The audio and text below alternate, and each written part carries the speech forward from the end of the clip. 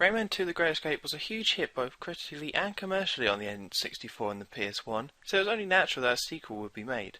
So how long did it take for this one to come out? 4 years.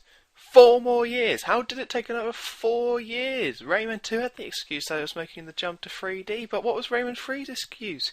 Ubisoft, why do you play with my emotions so?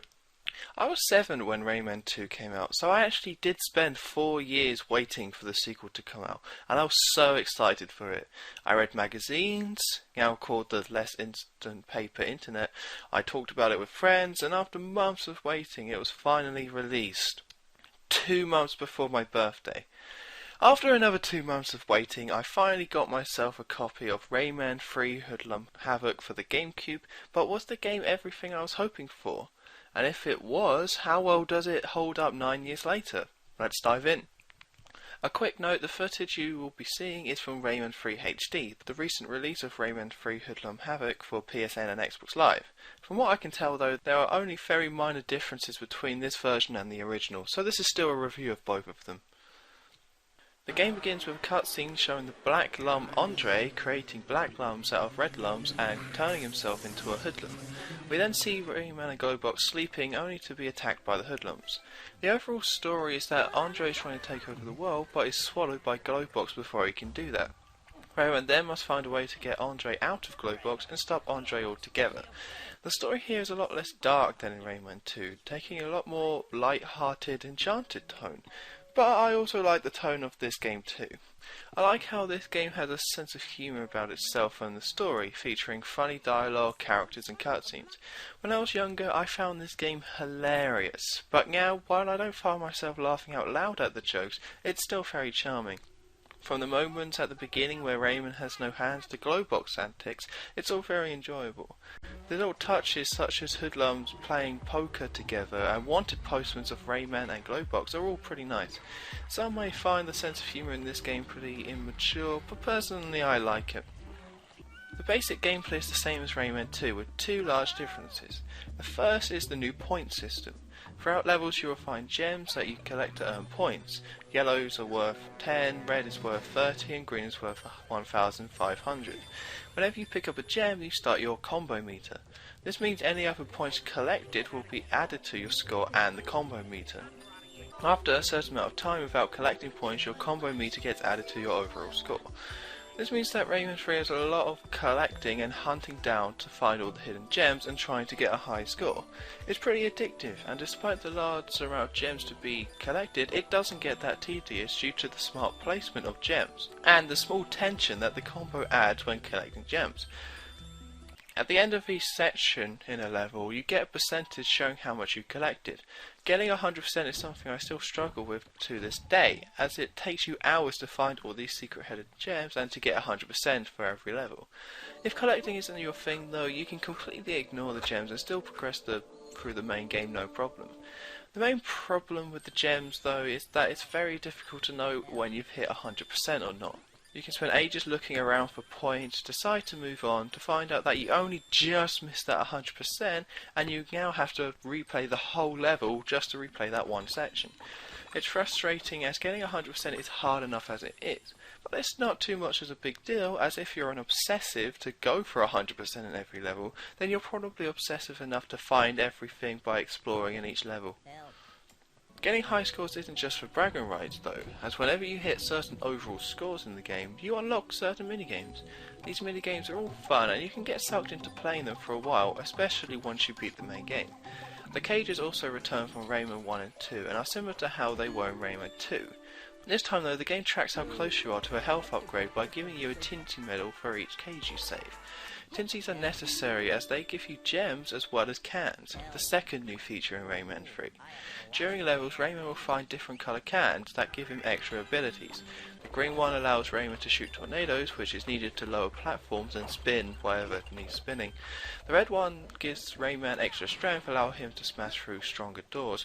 The yellow one literally turns Rayman's hair into a helicopter, allowing him to hover upwards. The blue one lets Rayman throw chains that could be used to swing across gaps, as well as sapping enemies. And the final one is Orange, which lets Rayman fire his fists as guided missiles to hit targets. Although the cans don't affect the gameplay in a large way, in fact some of the cans give Rayman abilities he had in the older games, they change it enough to keep the levels interested and not repeat themselves. You also need them to find secrets and solve puzzles, but it never really gets confusing with all the different cans as you only get given them when it's needed, so it's always pretty fun using these abilities. Even with the changes, the gameplay still comes down to platforming and the combat. The platform is just as enjoyable as Rayman 2, with the hover and being able to grab onto the ledge, meaning that jumps can be challenging without being frustrated. A big change to the platforming though is that there's no lava or bottomless pits to instantly kill you and cause you to have to restart. If you miss a jump, you have to climb yourself up to that point again. Not completely dying and having to restart checkpoints makes this game flow a lot better, and while climbing back up to a point can be annoying, especially towards the end of the game, it's normally your own fault if you miss a jump. This game doesn't focus on platforming as much as the first game, so I found it was very rare that I ever got particularly annoyed at the jumping. The focus for Rayman 3 has been shifted to the combat. The combat is still based around lock-on and strafing, but now you can hold left and right to shoot your fist in a circular motion. This small bit of depth adds a lot more thought to how you take down enemies, as they now block your attacks. The amount of enemies has also been increased since Rayman 2, with more types of hoodlums showing up in more areas. You have your basic hoodlums who shoot at you, elite hoodlums who shoot 3 shots at a time, flying hoodlums who fly around in the battle, basic red hoodlums who can melee you, and there's many more. I can't be bothered to list every single type, but there's a large range of enemies to fight, to say the least, and combat is fun, as like the platforming, it flows really well. In Rayman 2, the space pirates had invincibility frames whenever you hit them, slowing the battles down, but here they were taken out, so instead when you're being attacked by a group of enemies, it makes it both chaotic and flow in a really great way. The variety of Rayman 2 is still present for Rayman 3, only more so. You have variety in the basic gameplay such as coloured cans, fighting the different enemies, as well as things like fighting a witch in a swamp, defending a pirate ship which Glowbox is controlling, and avoiding the invincible Quran. There is also different gameplay styles such as a snowboard race with frozen Glowbox, using a turret to shoot down ships, and stamping on hoodlums with some weird stamping thing. This isn't the longest game in the world, but it's so jam-packed with fun gameplay, and each level always introduces something new that it's amazing to play. Throughout the game, at certain points, you'll find yourself in a crazy psychedelic world where you have to, surf across platforms to reach the end. These are probably the worst part of the games in terms of control, as you have to make jumps and it can be hard to judge. They're far from bad though, just because of how psychedelic they are, but that's the only way I can really criticise the gameplay. The graphics and style is something that really holds up to this day.